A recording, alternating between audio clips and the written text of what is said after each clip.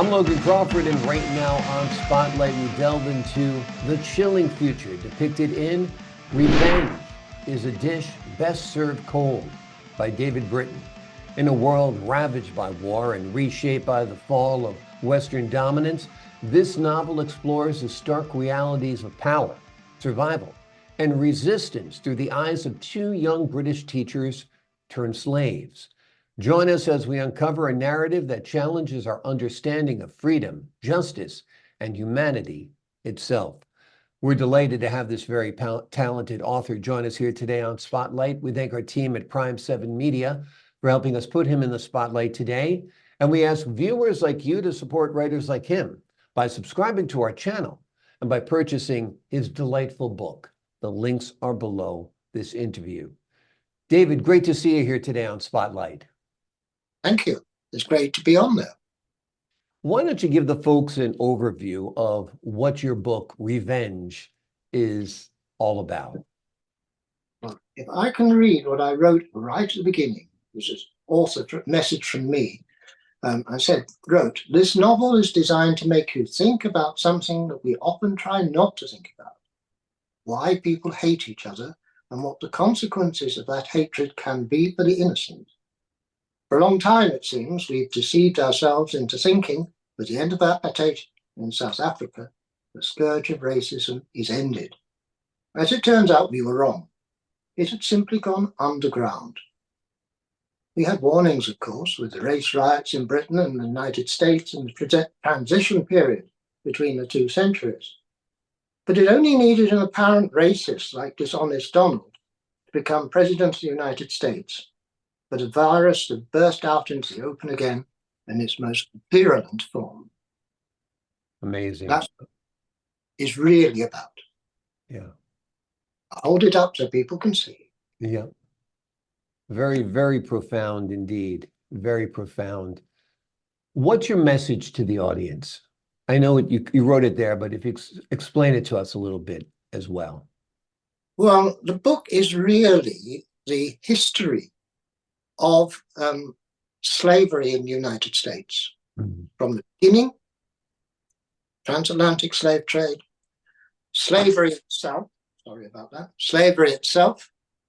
and then how emancipation came, partly because people from the majority community worked with the poor slaves to rescue them. Remember the Freedom Railway. So that's the story, but transformed.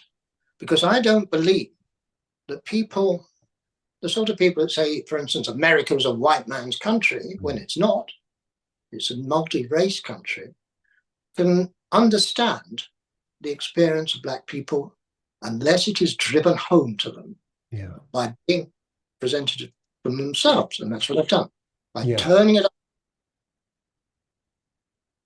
Exactly. It's very, very profound what you've done. You've turned it on its head and made it so white people can understand the Black experience and the experience of slavery, really firsthand. One of the very powerful parts of your book explores Mark and Judy's experiences at the Slave Breeding Center.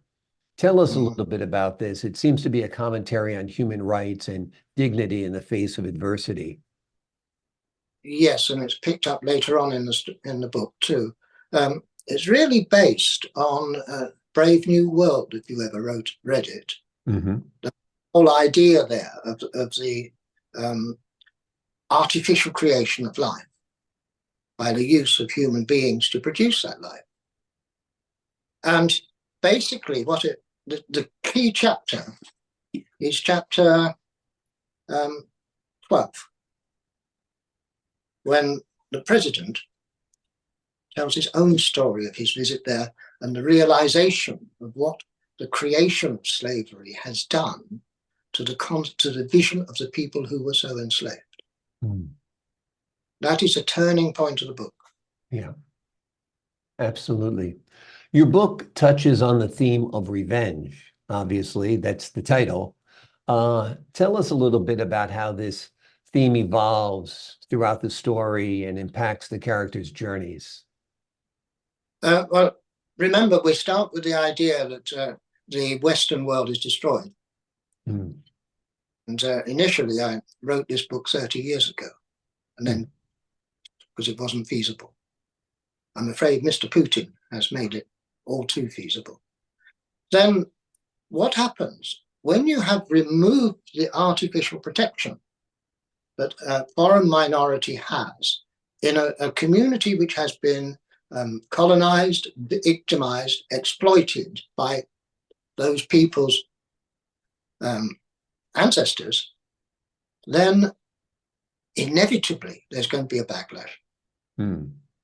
Inevitable. Yeah. And that is portrayed here.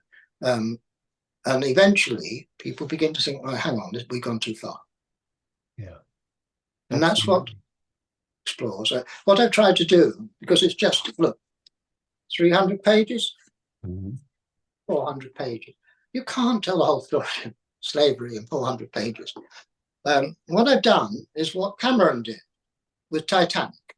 Two people, sorry, fingers around the wrong way, two people to tell a story, and then I sort of telescoped it so that we could cover it. But it does, it takes the whole story from inception to conclusion.